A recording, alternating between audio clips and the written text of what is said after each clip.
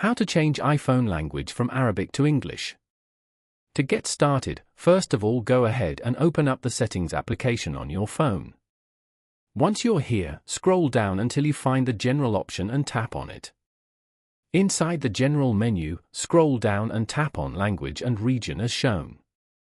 This page lets you manage your preferred languages and regional settings. To add a new language, tap on Add Language. From the list, select the language you want to set as your primary one.